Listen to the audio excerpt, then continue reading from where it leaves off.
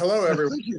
My name is Dr. Scott Tarnowieski. I am the chair of the Social Sciences Department here at Weatherford College, and this is our February Miller Reeves Lecture Series, which is also the time where traditionally Professor Tom Wells gives his talk, typically revolving around something dealing with the time of the American Revolution or the early American history. And so today we are lucky to have Professor Tom Wells talk to us today about, as it's called, a rapid romp through the Constitutional Convention. Professor Wells is a retired but long-serving instructor here at Weatherford College. Before that, even taught at Granbury High School. So let us all give Professor Wells our undivided attention. And if you have any questions, please hold them until the end. Thank you. Okay, here we go. We're looking at the Constitutional Convention, the writing of the Constitution, of course, that we still use. It has been for some time the oldest continuing written Constitution in the world. Now, the prologue to this would be the interesting decade of the 1780s between the, let's see, I wish I could see me up there. I've just got me up in the little corner. Nope. Oh, well. A period referred to as the critical period of American history by a historian named John Fiske, somewhere around 1950, give or take. Okay. A lot of things could go wrong in that decade. We had the Articles of Confederation preceding the Constitution, written and adopted during the Revolution. It was the best we could do during the Revolution, fighting a desperate war to secure freedom and liberty. And what that meant to people was that they would not have to obey any laws or pay any taxes originating any higher than their own state government. We're not going to fight the big war in order to impose upon ourselves an authority to do to us what we were fighting to keep the British from doing to us. So the Articles could hardly be called a government, right? It produced a union much more closely resembling today's United Nations than today's United States. Congress was like the UN General Assembly. The whole government, quote unquote, was Congress, where each state was equally represented with one vote, and it couldn't do anything. That's like the UN General Assembly. There's little to no sense of American identity. At that time, the word American was an adjective, not a noun. You might have an American this or an American that, but somebody gets up and says, well, I'm an American. Huh? People felt they were citizens of their state. Okay? Their state, in turn, was part of this newfangled thing called the United States that nobody knew much about.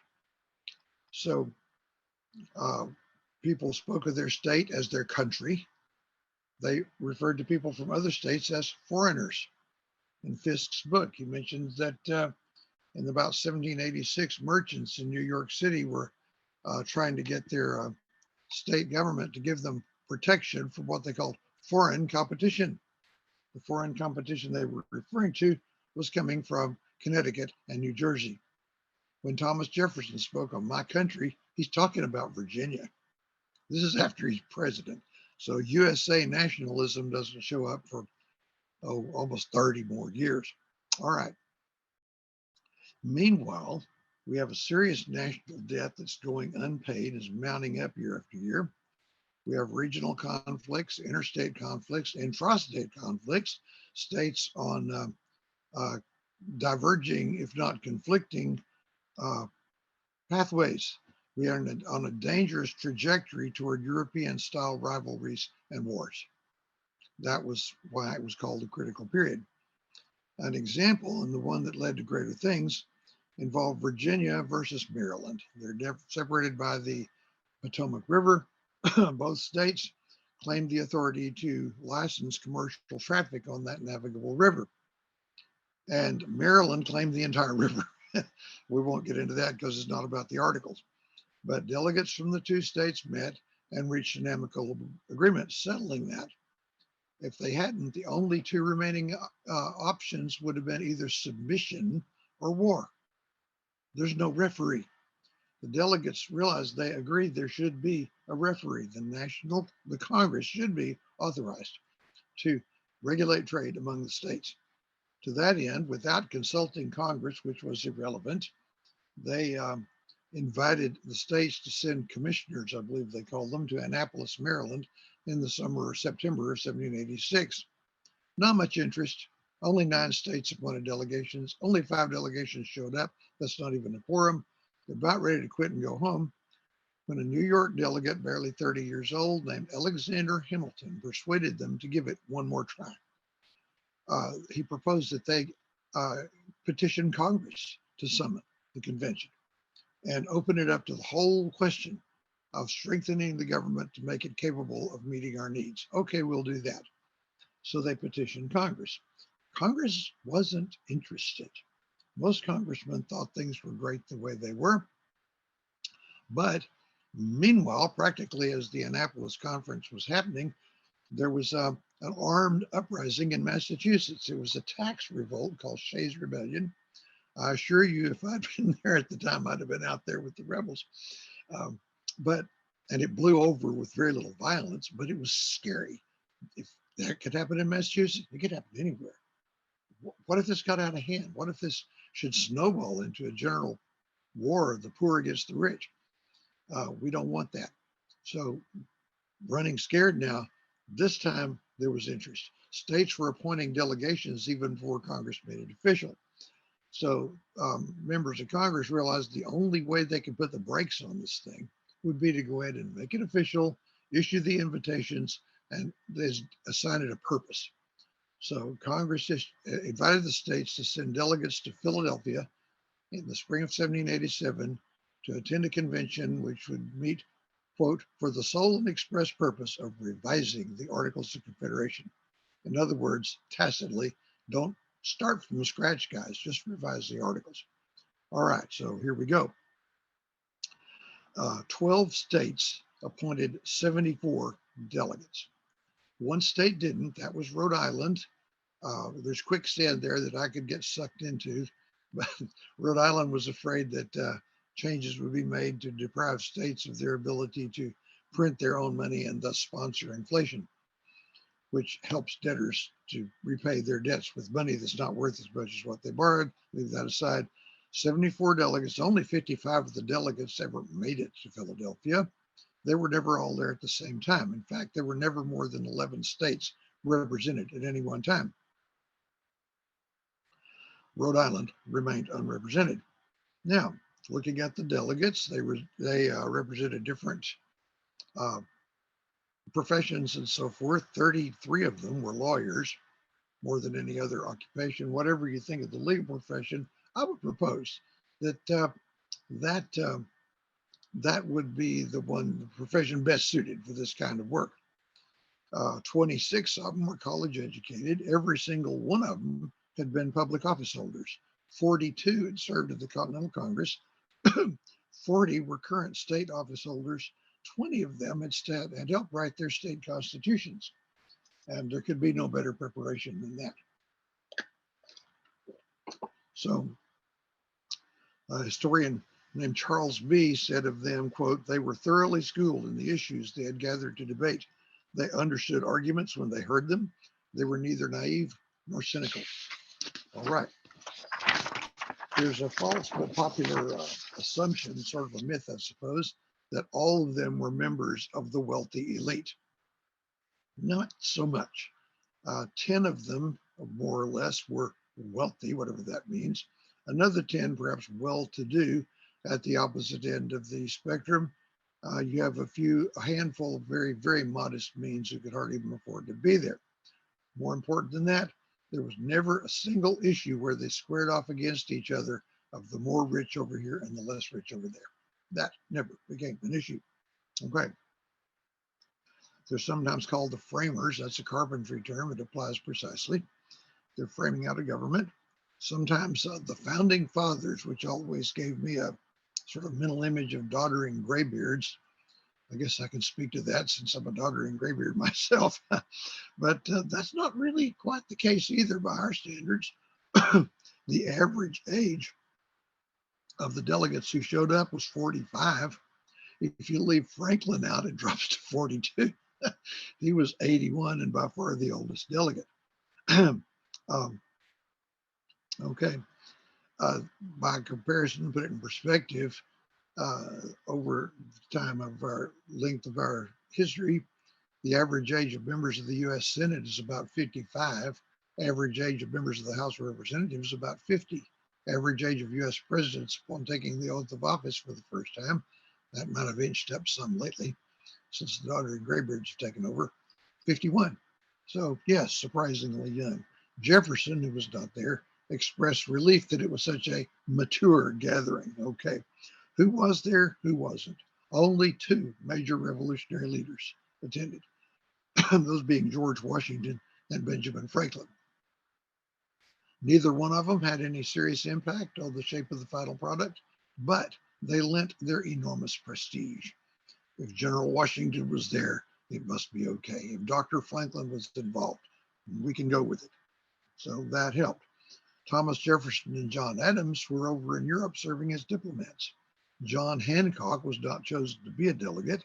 Samuel Adams of Massachusetts, Patrick Henry of Virginia were both elected as delegates, but opted to boycott the convention because they feared that it would undo all that the revolution had accomplished. Okay. In class, I would point out three men who were younger than the average, who nonetheless played major roles. They're not the big three, but they're an example of younger men being involved. The list always begins with a Virginian named James Madison. Madison was a neighbor and friend of Thomas Jefferson. Madison's a whiz kid. If Madison were alive today, he'd be the 16-year-old graduating from Princeton or something. And he prepared for this. He read every book he could get his hands on in various ancient and modern languages on republics and how they'd gone wrong. He had generated a list of 14 features he thought the new government must have. Revise the articles, he's way past that. These proposals later came to be called the Virginia Plan. Furthermore, he took notes. A number of the delegates took notes, but Madison used shorthand, so he's practically a court reporter. He is our eyes and ears inside that room. The official secretary noted who spoke and when, but not what they said. Madison gives us that information. Then there's Alexander Hamilton. Oh, by the way, James Madison was 36 years old when he helped shape what is now the world's oldest written constitution. Alexander Hamilton, age 32, doesn't really impact the shape of the product, but remember, he's the dude who kicked the pebble that turned into the landslide. Had he not persuaded the Annapolis delegates the previous summer to take action, this thing might not have even taken place at all.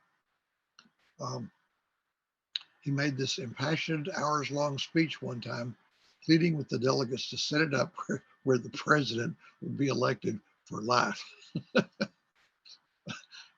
Nobody bought that, fortunately. Okay, then there's a man you probably never heard of. He has an odd first name, probably his mother's maiden name. Gouverneur Morris. He was a New Yorker serving as a Pennsylvania delegate. And the fact that he spoke more often and at greater length than any other delegate is not what puts him on my short list.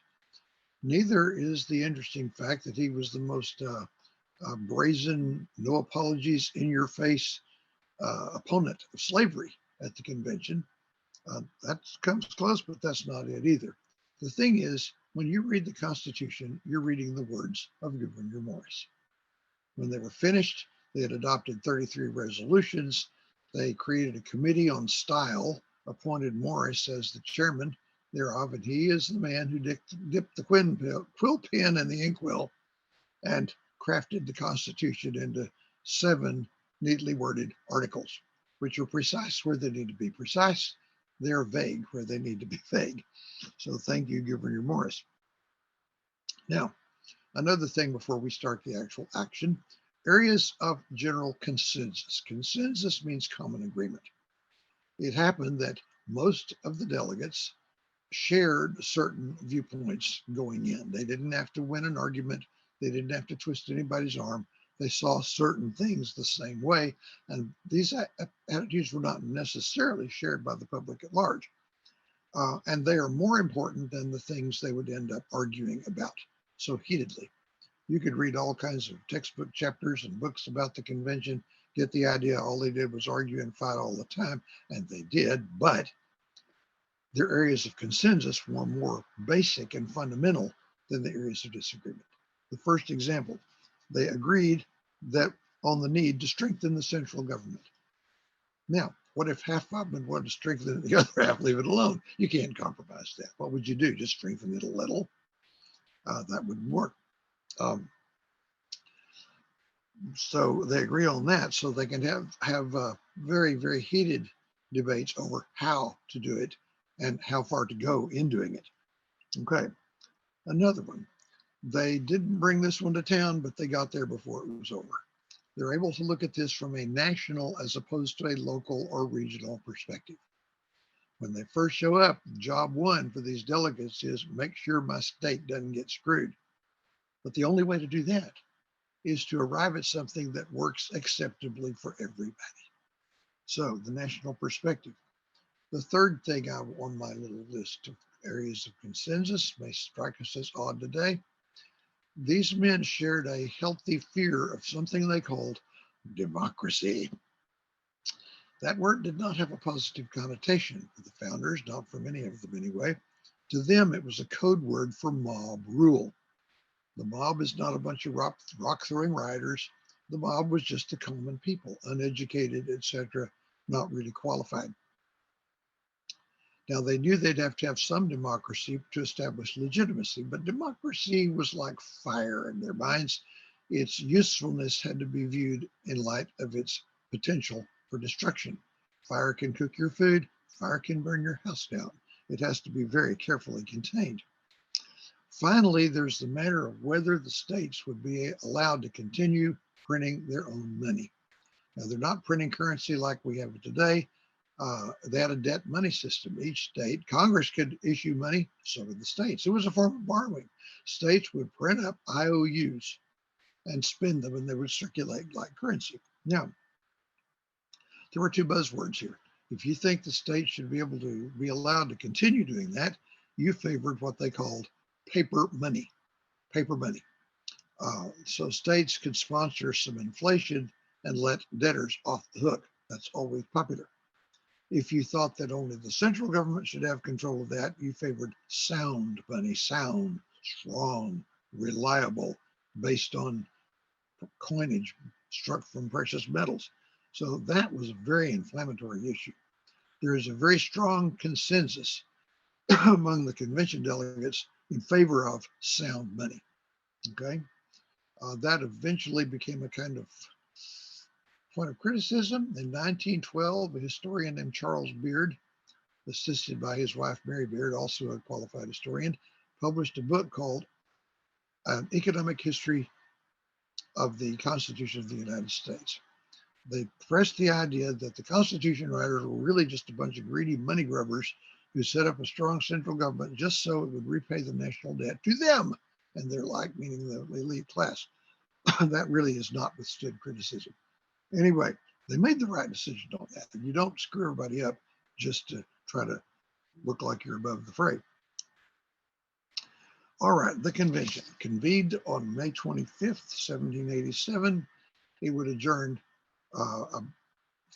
over 3 months later on September 17th, 1787, which is still observed as Constitution Day. First day decisions, George Washington was automatically elected to preside, did a good job. Before it was over, he was deploying the same skills that had enabled him to keep his ragged little army together in the dark days of the Revolutionary War, just to keep these delegates from going out back and settling this thing in the alley. So they were inclined to do a time or two. Another thing they did on the first day was adopt what we would call a gag rule. They actually swore an oath, I believe, not to disclose to anyone outside the convention what this was about or the substance of their deliberations. That would be shocking today, but in those days, state legislatures routinely debated and voted in closed session. That way, you don't have people showboating. You don't have delegates afraid of offending certain interests, that sort of thing, and complete freedom in debate. And generally, even the ones who left in disgust, not all, by the way, most of them went with that. You don't want the public making up its mind about this before it's over, based on just rumors and half truths. The first couple of 3 weeks, they're just sort of drifting. What do we do here? What's this about? Then about the second week of June, the governor of Virginia, who headed that state's delegation, offered up Madison's little list of proposals, with one that Randolph himself added at the top of the list, offered them as a basis for debate and consideration. And the convention delegates just routinely agreed to do that. Arguably, it was at that point that they took the Articles of Confederation, wadded them up into a nice, neat, tight paper wad, and scored a three-pointer into a wastebasket at the far corner of the room. They're not revising the Articles anymore. They're starting over. We're glad they did. Okay. This led shortly to the hottest disagreement and debate, the most dangerous one of the whole convention. It went on for weeks. It had to do with Congress. Madison was proposing a two-house Congress. Now, the Articles of Congress was just Congress, no two houses. Same with the Continental Congress before that. He's going to have two houses. And the radical change, though, was that Congress would represent the people rather than the states as equal political entities. The more people a state had, the more seats it would get in Congress. Now, the way Madison proposed it was that the voters would elect the members of the lower house, and the lower house would elect the members of the upper house, and the large population states would have more seats in both houses. Uh-oh, the small state delegates, wait a minute, they made it very clear that they would never, ever, under any conceivable circumstances, either in this world or the next, even begin to think about considering joining a union that denied them equal representation, meaning one state, one vote. The large state delegates were equally adamant that they would not join unless they got the extra representation their large populations entitled them to. Okay. This dragged on for weeks because both sides were deeply invested in their viewpoint and insisted on winning 100-0, metaphorically speaking. Meanwhile, a Connecticut delegate named Roger Sherman, who for trivia features is the only man whose name appears on all four Revolutionary Era documents, including the Constitution, was trying to get him to see it's not going to be 100-0. Nobody paid any attention to it for quite a while. Meanwhile, by the way, the Madison's plan here came to be referred to as the Virginia plan, or the large state plan. A New Jersey delegate named William Paterson came up with a counterproposal about a week after the Virginia plan came up. It's known as the New Jersey plan, or the small state plan. It was basically the Articles of Confederation warmed over, with Congress being given certain real powers. Those aren't equal. Congress discussed the New Jersey plan for 3 or 4 days, and then it's a blip. It's off the radar scope. Now, this was settled about the second week of July, when the big states caved. They weren't happy about it, but you got to get something done because they're still afraid of what had happened the previous summer with Shays' Rebellion, and the possibility that could happen again in any state, and you'd be stuck with it. There wouldn't be any power to help you, being the upper class. So the agreement is known as the Great Compromise, sometimes used to be called the Connecticut Compromise, setting up Congress more or less the way it is today. The lower house would represent the voters. It would be the Constitution's one concession to democracy. The voters would elect delegates to short 2-year terms, make them responsive to public opinion. And the lower house would have exclusive authority to initiate all legislation pertaining to taxing or spending. I don't know that they still maintain that. And since it represents the voters, it will be called the House of Representatives, be apportioned by states. And every 10 years, we count the people in the census to revise the apportionment in the House of Representatives. More can be told about that. The upper house would be named with a name borrowed from the ancient Roman Republic, the Senate. The Senate was intended to be, and to some extent functions today, as a firewall against the excesses of democracy. Each state is equally represented by 2 senators who vote independently of each other in staggered terms. So normally only a third of the membership of the Senate is up for election in any election year. There's not ever a complete turnover. They serve lengthy 6-year terms to insulate them from public opinion. And until 1913, they were elected by the legislatures of the states. Okay, now we have Congress, and we can move on to more practical considerations. We move to the executive branch, and there were some. This is not a 2-sided conflict where you have to come to a compromise. They're just deciding what they're going to do. Most probably figured we'd have a single chief executive. Some thought, it's too much power. Why don't we have a 2-person co-presidency, an executive commission of some kind? They settled on having a single chief executive to be called the President of the United States, who would serve a 4-year term. And by the way, their proposals from 2 years, 3 years, 4 years, 7 years. Hamilton wanted life, 4 years with no limit on reelection. The limit on reelection enforced today only dates from the year 1951. So settle that. Now, would the president be given a veto power to reject legislation passed by Congress? This was a tough one. This is going to unbalance the scale whichever way you go. The fear was that since they're assuming an absolute veto, like the British monarchs used to exercise long ago, the president could just dictate to Congress what he would or would not sign. That's too much power.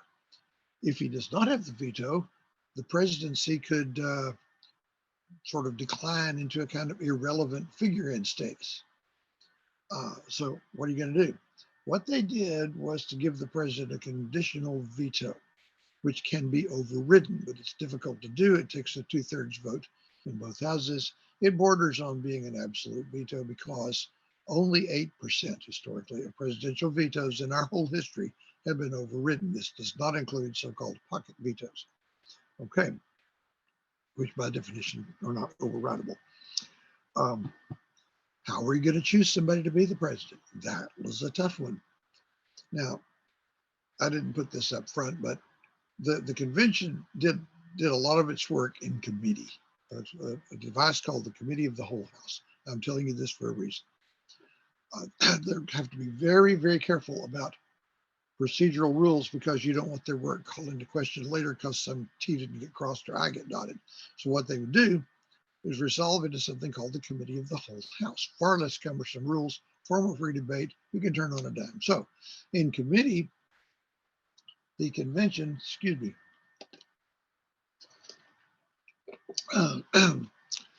coffee. My blood type is peppermint mocha. Wish I had some right now. Okay. The 2 seemingly obvious solutions to this. One would be just let Congress elect the president and vice president. No, you want them to be the executive and legislative be co-equal branches. If you do that, as one delegate put it, the president will be under the Congress's thumb. The other would be just have a general election and let the voters choose the president and vice president. They adopted that, backtracked on that, because at that time, that would have been totally impractical. For one thing, you'd have to agree on voter qualifications nationwide. Those varied widely among the states. Nobody wants to stir that up. And these guys do not trust the regular people to make a decision like that. Okay, they fear democracy getting out of hand. All right, they believe deeply, reminded each other frequently that political power in a properly ordered state should be invested exclusively in men of property, quote unquote. There's a rationale for that. I don't have time for it. Okay. they set up something creative and entirely new. The words electoral college do not appear in the Constitution. But the way it works is that in an election year, each state chooses a number of electors, which is Constitution speak for voters, equal to a number of them equal to their congressional delegation, the number of representatives plus the 2 senators. This is not working real well.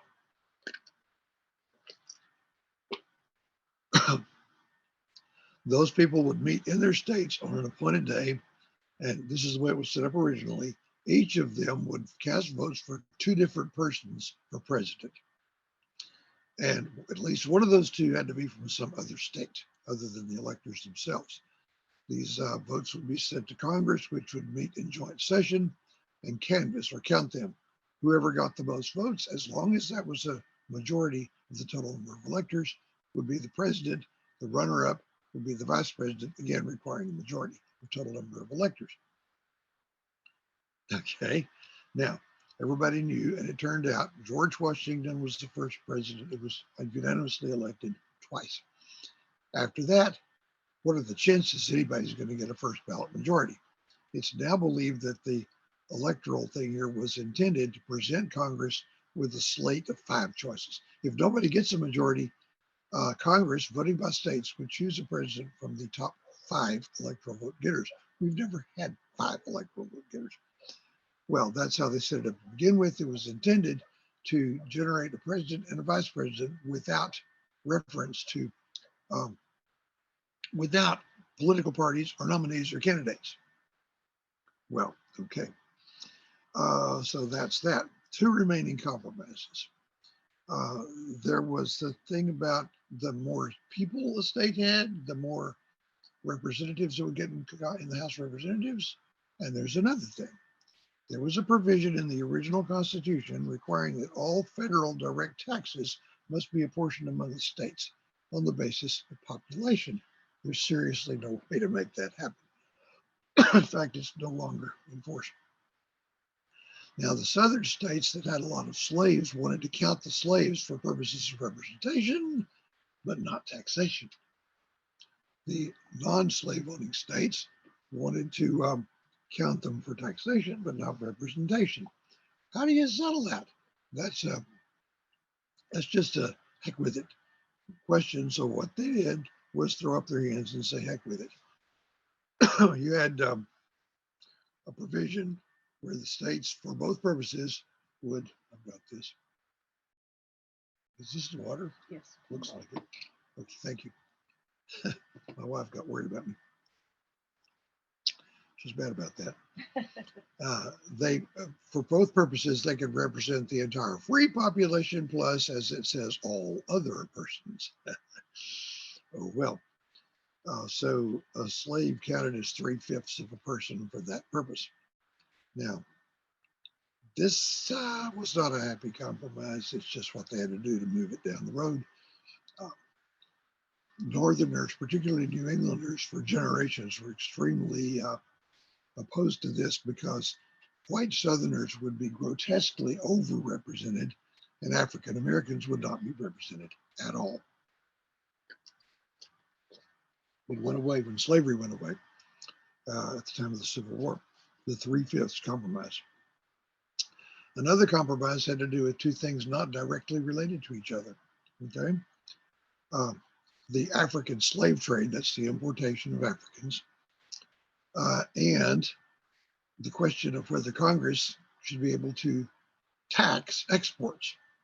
Southerners did far more import-export business than the northern states did, and they were afraid some Congress might tax exports, which would ruin them. Now, just the fact that that's about as stupid a thing as Congress could do, you can't depend. That's not going to stop them. They pull all-nighters thinking up stupid things to do. So the deal was struck. And by the way, all the states except South Carolina and Georgia, even the other slave-owning states, were prepared to authorize Congress to prohibit the African slave trade. South Carolina and Georgia threatened not to join if their interests were not protected. It's a bluff. Nobody called it. In exchange for a permanent ban on taxing exports, Congress would be given the authority to prohibit the African slave trade 20 years after the Constitution was ratified. In 1808, that legislation was passed. By then, both South Carolina and Georgia had state laws doing that already. Okay, got to get this put into effect, or you just had a fun summer in debate class. If you put it forward as an amendment in toto of the articles, it's dead on arrival. It has no chance. On the other hand, the state legislatures weren't reliable either. So what they did was embody a ratification procedure in the Constitution itself. Okay, it called for it went basically almost directly to the voters. Each state would summon a ratifying convention, which would have one job, and that's to either approve it or disapprove it, ratify or decline to ratify.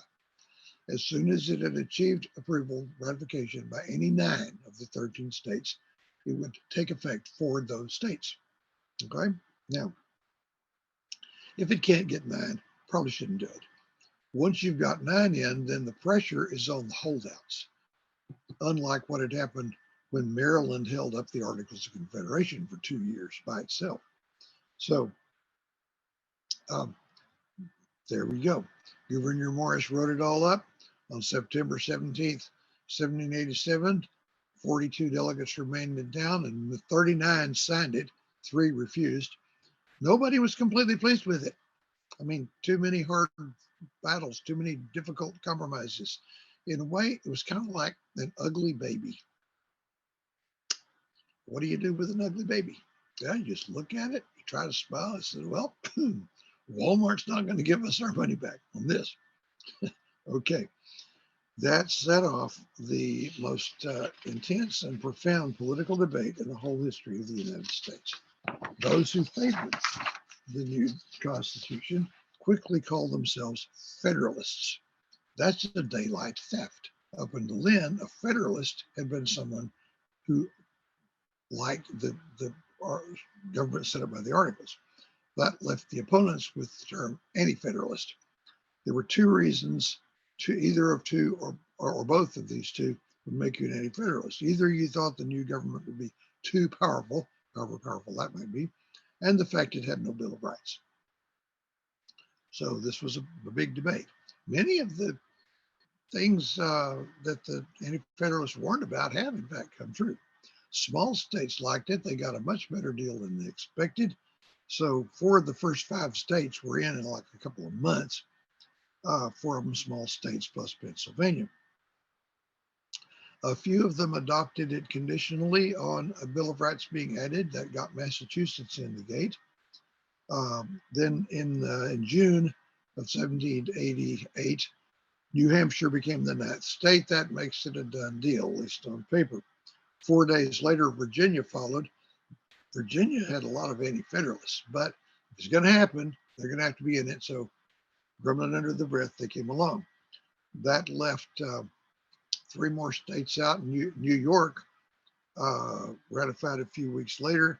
In New York, I don't have time to go into it, but Alexander Hamilton, James Madison, who later became adversaries, and a man named John Jay wrote 50 some odd essays explaining all this, still in print as the Federalist Papers. Wonderful source on this. With 11 states in, that's enough. North Carolina's convention had met, unanimously rejected it, and adjourned.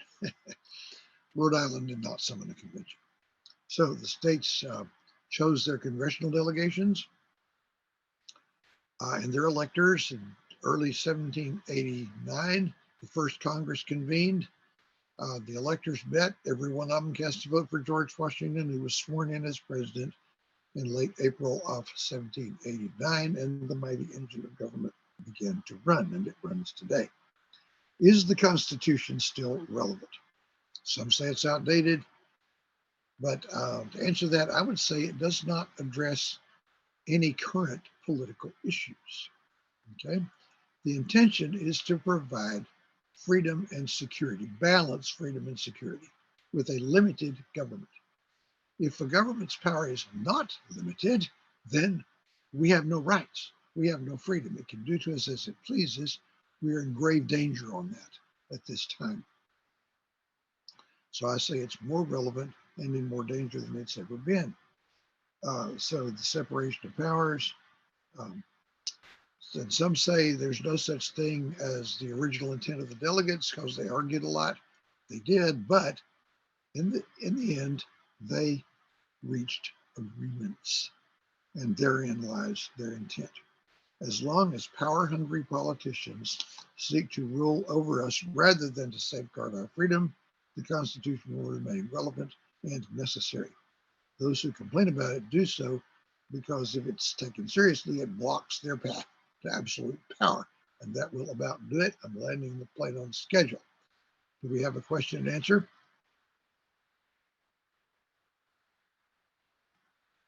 Any questions? Well, what do I do now? Hold on a second. Are there any questions for anyone on this presentation?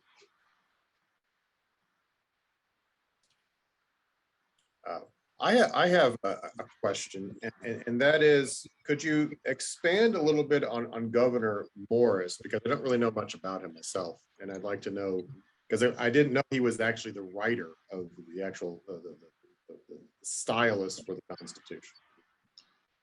I don't know a lot about him personally. He'd lost a leg somewhere along the way. He's a peg leg ladies' man, if you can figure that. He lived a long time, lived until the time of the War of 1812, and suffered a certain loss of, he died in disrepute, shall we say, for whatever reason. But he was a lawyer. He was an associate of Robert Morris, the known as the financier of the Revolution. Robert Morris once met the payroll of the Continental Army out of his own finances during the war. They weren't related, just the same name. And again, as I say, he had a lot to say, and he criticized slavery. Interestingly, on that, even there were slave owners: George Washington, James Madison, George Mason. These were big time slave owners who had seriously, not even conflicted. George Mason hated slavery, but an individual couldn't deal with that. You could free your slaves, then you're poverty stricken, and the slaves would probably be re-enslaved by somebody else. One person couldn't fix it. So that's often I think there's some mythology about that. Plus, even the northern states where slavery was practiced in all 13 colonies, in much less volume in the northern states. The last legally held slave in New York State died in like the mid 1840s. They phased it out over a period of time. So South Carolina and Georgia managed to delay the implementation of a law prohibiting the African slave trade. As far as I know, his name is pronounced Gouverneur. There's a practice in some families that survives today where one of the sons, maybe the oldest son, his given name will be the mother's maiden name to keep that name in play. So I assume that's where it came from. Probably descended from French Huguenots. I probably didn't help you much with that. Do you think that the youth of a lot of the founders was important? It wouldn't have been considered youth at that time. Okay, life expectancies were shorter. People matured to positions of responsibility at a younger age. Madison was in correspondence with Jefferson in Paris, sending a list of the names of the people who had been appointed, and Jefferson expressed relief, as I said, that it was such a mature gathering. So really, I don't know that was important. There were older delegates who also played a role. As I say, the three I mentioned were not just the big three. Youngest was only 26. There's a question about when was the Bill of Rights added? All right, there was a promise made and later kept to add a Bill of Rights. Madison originally opposed it. In fact, Madison had to get him out of the way to have a judicial branch. He thought the state courts would do it. The first Congress proposed 12 amendments to the states in 1789. 2 of these were rejected, and the other 10 became the Bill of Rights. Okay. Interestingly, one of the 2 that was rejected provided that if Congress should vote itself a pay raise, they would have to wait until after the next election before they actually got the pay raise, oddly enough.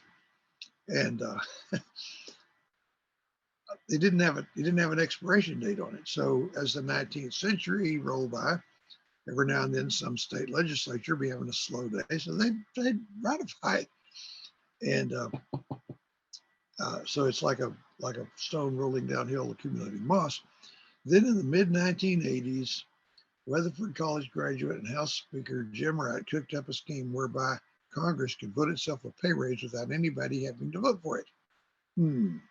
They set up an outside commission to recommend congressional pay raises, which would take effect automatically unless blocked by noon on a certain day.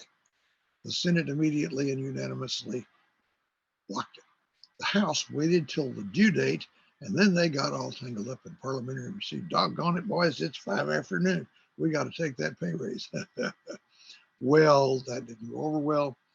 A disc jockey in Seattle, this is before talk radio, but not by much, took exception to that and started urging his listeners that if you think this stinks, get yourself a tea bag and mail it to your congressman. Tea Party tax rebellion. So in a week or two, there are convoys of 18-wheelers bulging with envelopes containing tea bags converging on DC. And so they backtracked and undid it all, and Wright ended up resigning in disgrace for that and other reasons. Okay. That brought new attention to this old amendment, and in 1992, 203 years after it was proposed, an amendment written by James Madison was ratified. It is the 27th Amendment. That's way more than you asked for. Did you know that? I did not know that story. I found that very interesting. Are there any other questions?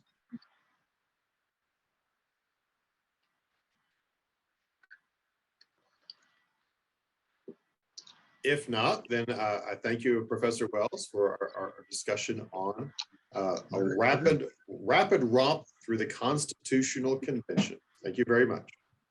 Thank you.